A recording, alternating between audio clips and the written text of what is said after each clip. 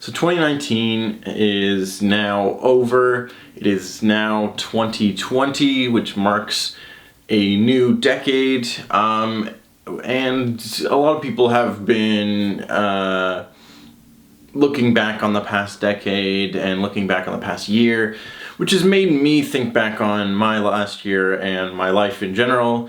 As sort of, it's 2019 just had sort of this feel of just the end of an era for me, and it's the end of a decade, and it's the end of, it ended up being the end of a lot of different things. I just got to thinking, and there's just stuff that I want to talk about on this vague topic of turn of the decade. Yeah, so this is my 2019. For me, a bunch of major turning points, I guess, for me kind of happened this year. I finally graduated from Humber College for film and television production, which is cool that I did it. I made it all the way through. At the same time, the last year of school wasn't as exciting for me as previous years had been. I didn't work on as many projects that I had a huge role in. However, I did get to do a bunch of visual effects works and graphic designs and editing for a variety of different projects. So that was all really cool, and I graduated. I made it. I did it. I made it through the whole program without failing. So that's an achievement that's worth celebrating. After that, for the summer, I worked at a summer camp that I've been to the last few years. I did not go the whole summer, unlike previous years, so because I wanted to kind of take some time to myself. But I did go for a few weeks and shot some video stuff for the camp. I've done this job for 6 summers in a row now. I'll have to check that. So this year I tried really hard to come up with new ways of doing the same kind of ideas, which my main solution was just me asking the question, where haven't I put a GoPro yet? And so that was kind of just trying to come up with different angles to shoot things by putting a GoPro in places that I hadn't done that before. I killed a GoPro with an arrow. Actually, let me show you that. That's great. So, alright, so this is my GoPro here. And it's gonna be too dark. So the lens is actually shattered. And same is true for the case as well. Because I was trying to get a new interesting shot of archery, which I've shot from every angle I can think of. I also put a GoPro on an arrow, which turned out fine. But I wanted to get a shot of arrows coming towards the camera. The problem with that, of course, was that second kid that went up to shoot, shot it straight in the lens and destroyed the GoPro. So, you know, lesson learned. Did make for a cool shot. Obviously, this was completely on me. That's a risk I shouldn't have taken, but at least it made for a fun story. Yeah, like it's like completely on me, but I guess following my poor logic, it was the second day of archery, so like the kids aren't really that, if they're new to archery, they aren't really that good at hitting the targets yet, let alone like they aren't really all that good at aiming yet, so I thought there's no way that someone would be able to hit such a small target on purpose if they even did try to aim for it. And number two, I was thinking that they have there's two kinds of arrows that we have, which there's these bullet-tipped arrows that are kind of flat at the top that don't really puncture really anything other than like foam, which is what the targets are made of. And then there's actual like arrow-shaped arrows that are pointy at the end, which I didn't realize that the kids were using, but of course they were, and so one of those bad boys go straight through a GoPro, as we've now learned. Yeah, so that was fun. What else did I do?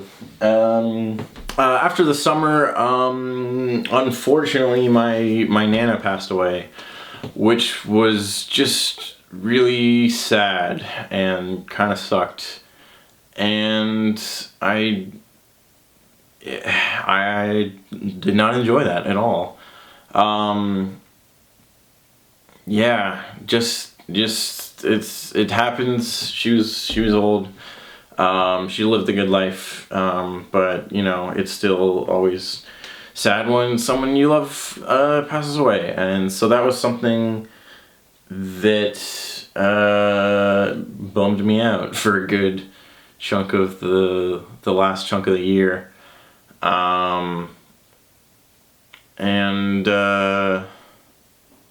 After that, I went on vacation to England and Scotland, and just kind of exploring, going on adventures, seeing castles. There's a lot of really cool castles in Scotland. I took a bunch of pictures, and I got to see my cousin Josh, who is living in Cornwall. And we hung out, which was awesome because I hadn't seen him in a long time, and we shot a couple of videos together where we just chatted about Danny Phantom, which you can see on my channel. And yeah, it was just a really good time, and just cool to see. I don't know, it's beautiful there. I really enjoyed it. I really enjoyed Scotland. I did a whole tour through like Loch Ness and stuff. It was really great. And then after that, just a few, not too much happened. We made Ghost House, which was really fun. Probably my favorite thing that I've done this year. Probably. So if you haven't seen that already, please check it out.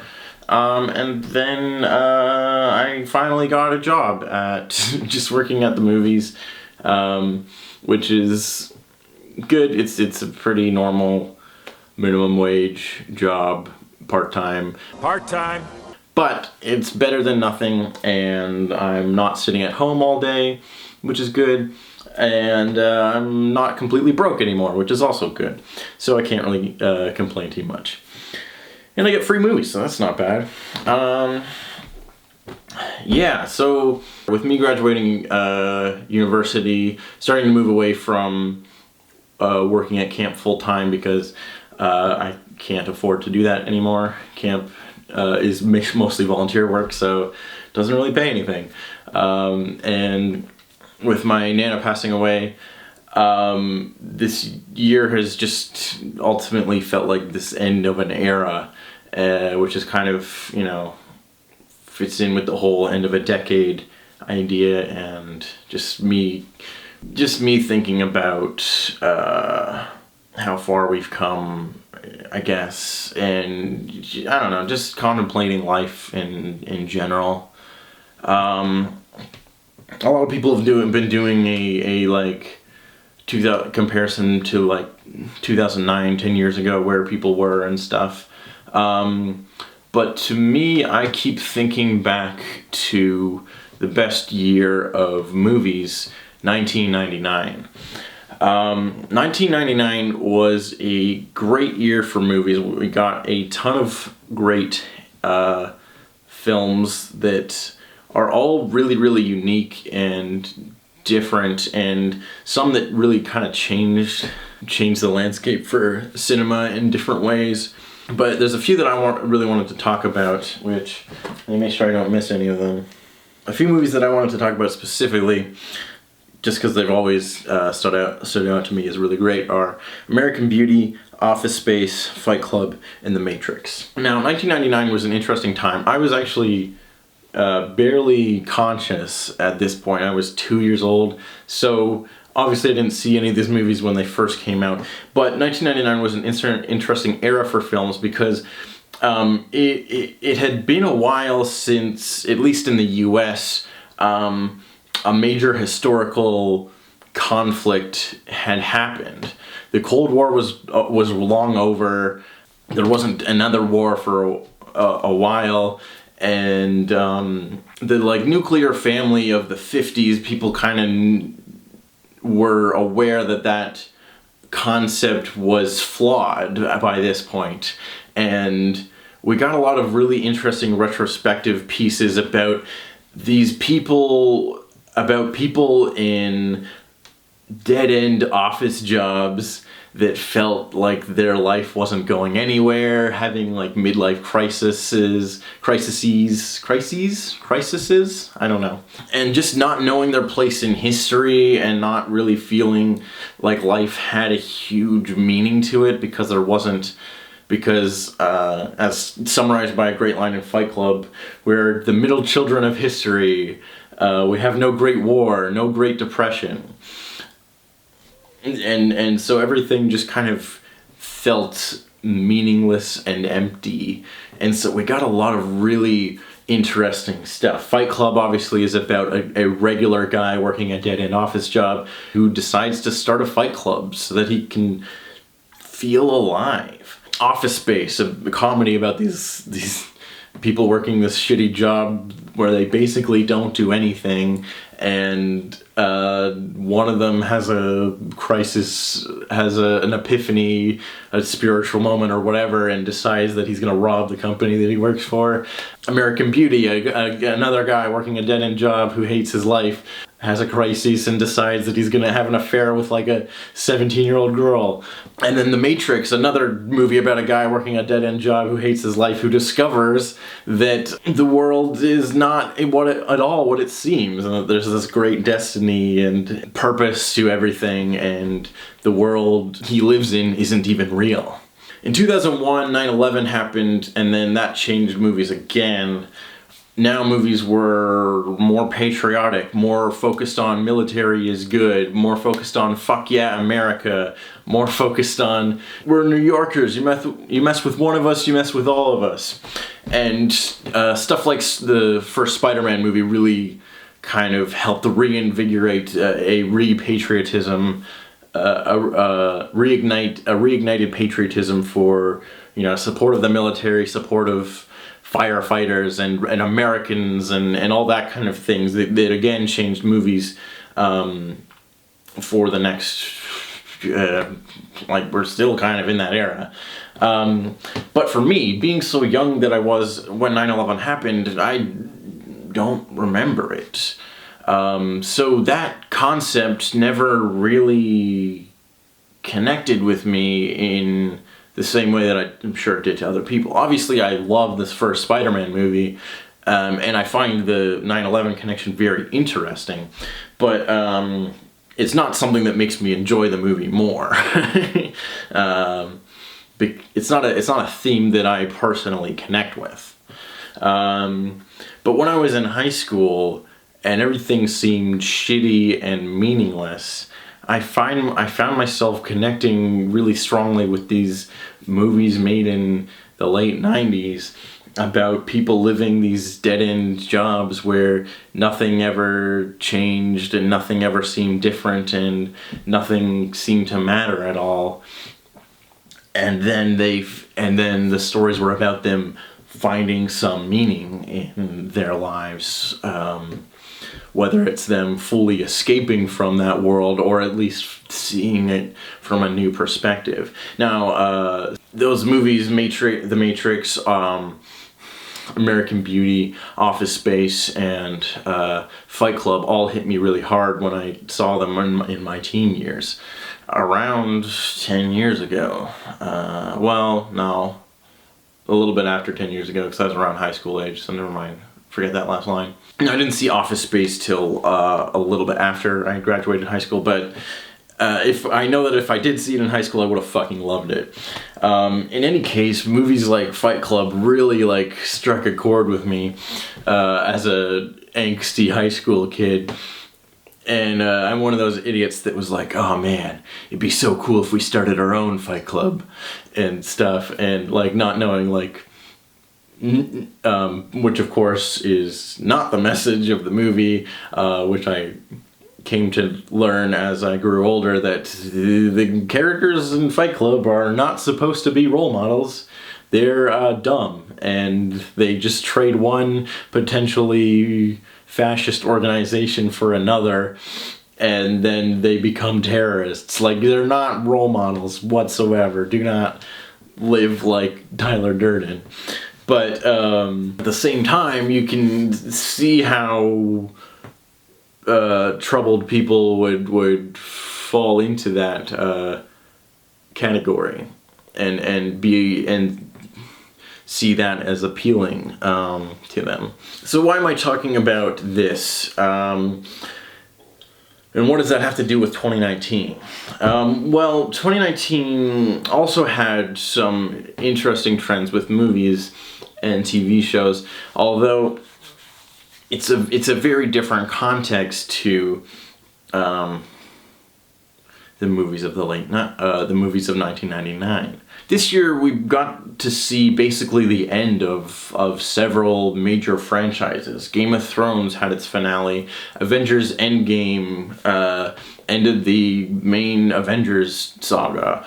We got the 9th and final Star Wars movie of at least the Skywalker saga, as it's being called now. And even in the Arrowverse, their big finale crossover, Crisis on Infinite Earths, although there's a couple episodes still to come out when I'm recording this, is basically wrapping up Oliver Queen's story at the very least, and is the culmination of essentially 10 years of their TV shows that they've been doing. Or almost 10 years at least. And Game of Thrones, again, they ran for 8 seasons over almost 10 years, and that kind of concludes as well.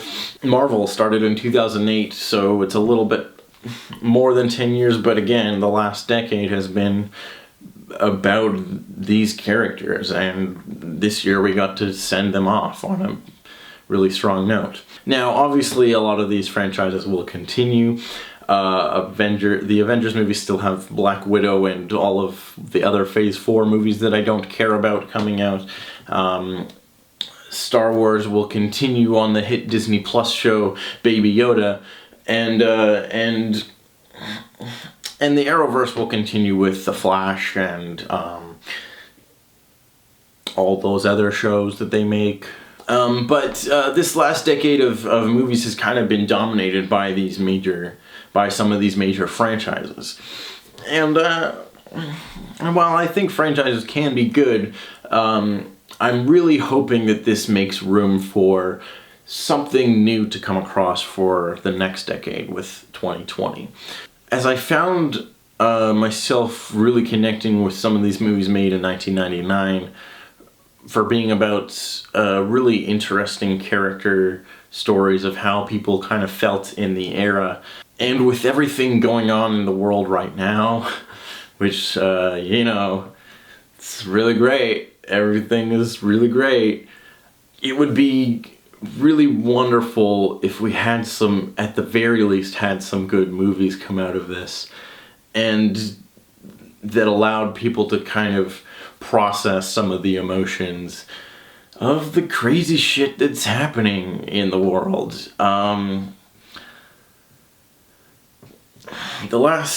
As I said, the last decade dominated by a lot of these major franchises. Not a bad thing, as escapism is important to a degree, and can be very valuable too when it is also telling compelling stories about people. But at the same time, I don't want to just watch Avengers movies forever or Star Wars movies forever. These big, loud, expensive franchises, and the fact that at least their main arcs are kind of over now makes me really hope that there's going to be room for new material to come through. And the way that the movies from 1999 really kind of helped me process what I was kind of feeling when in my teenage years, I hope that we get a similar batch of movies going forward to kind of help us deal with just what life is like on the other side. And maybe we don't know what that is yet, and maybe it's still in the works, maybe it's coming soon. I don't know. What was my point in all of this? I'm really hoping to be hopeful and to be positive for this next decade. There's a lot of shitty things in the world, and that's sad and sucks and all of that. So I guess my goal and my point is to hopefully leave some of those things behind, because again, this is the end of an era. I don't know what the next era is going to look like, but I'm hopeful that it'll be better. Yeah, I'm sure that sounded very convincing. I guess the other reason I sort of wanted to talk about this concept is just I've time seems to just be going fast and just slipping by, and I think it's strange for me to be feeling this way because I am still very young in the grand scheme of things, and there will be time to do all of the things I want to do. I think that was another thing is I'm getting to the end of the year and I had like a list of things I wanted to do and I barely got to any of them. But that's okay, and that's just life.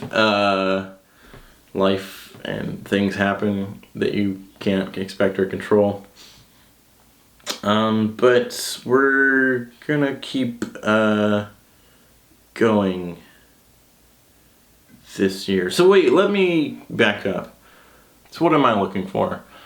Let's go. The reason I'm talking about movies is because that's the industry that I go to school for and work in and am trying to be a part of.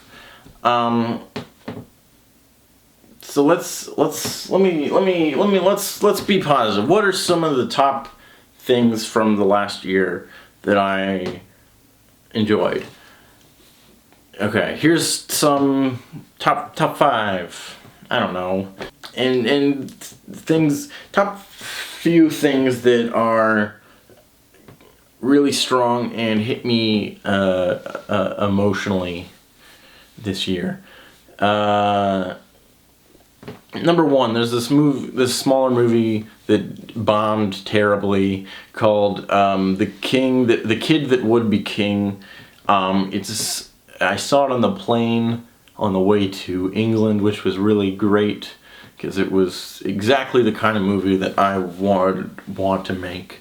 It's a retelling of the King Arthur story in the modern day, and it's really, really heartfelt. This movie has a similar vibe to Attack the Block from the same director.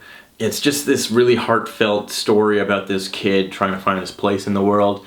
And it's this just fun fantasy adventure.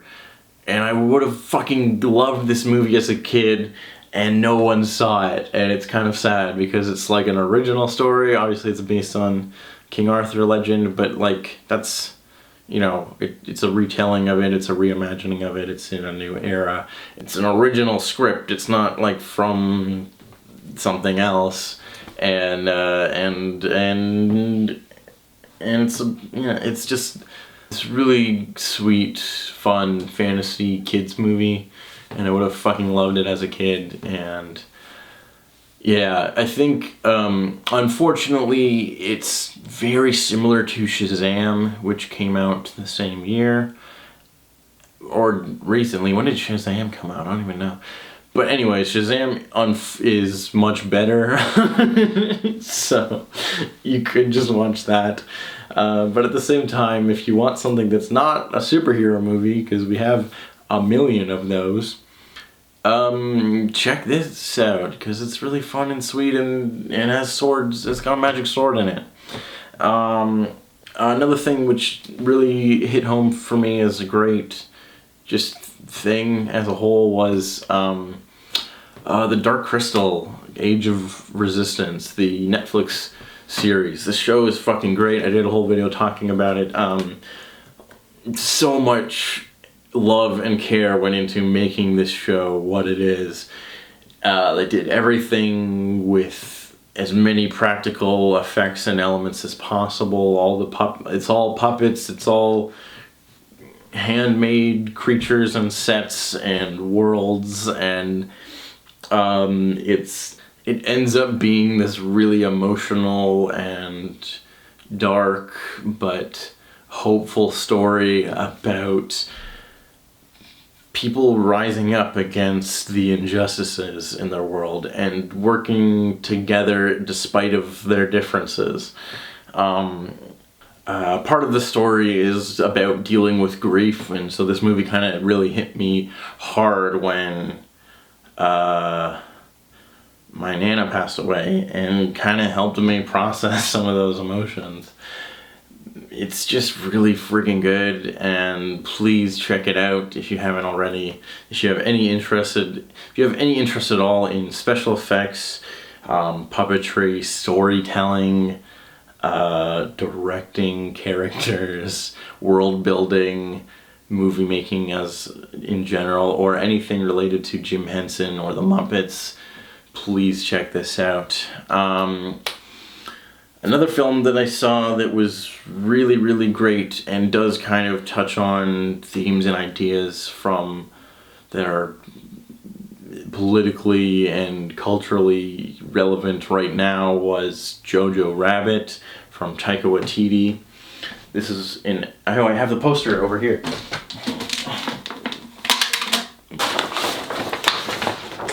Ta-da! Yeah, so this movie was also really just freaking great. An excellent satire about a Hitler youth growing up in Nazi Germany during World War II. Scarlett Johansson is excellent in it. This kid is great. It's beautifully shot. It's well written and directed. Sam Rockwell is excellent, as always. But it's just about this kid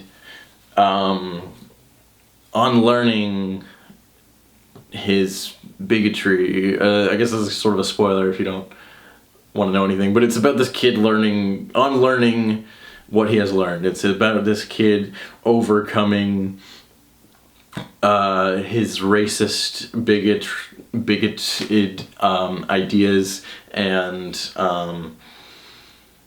it's just beautiful, and it's great, and it's exactly the kind of movie we need right now, of people realizing that, hey, Nazis are freaking dumb and stupid, and that kind of idea should be laughed at because of how dumb and terrible it is.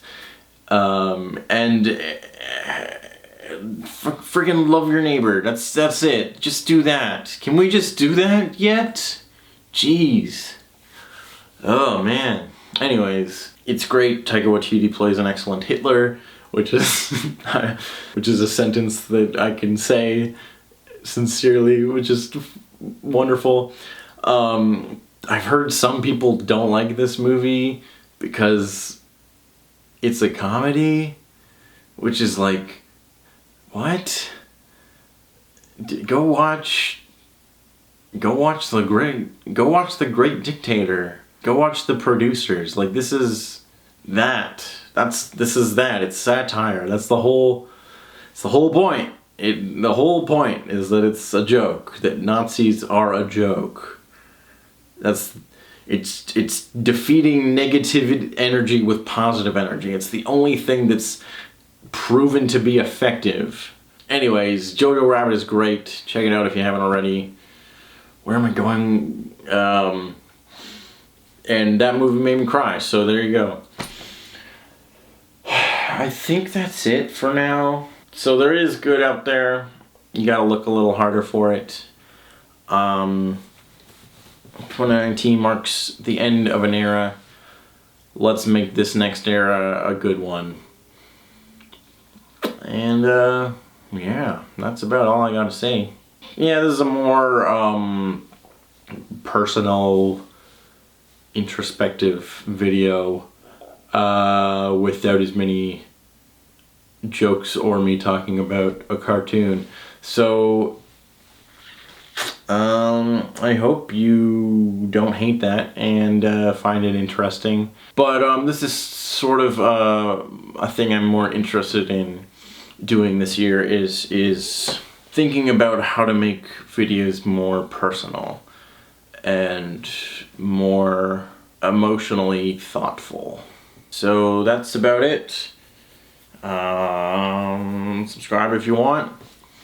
I'll be making more stuff probably soon. You can check out those videos I did with Josh. They're up now. And yeah, let's make this a good year.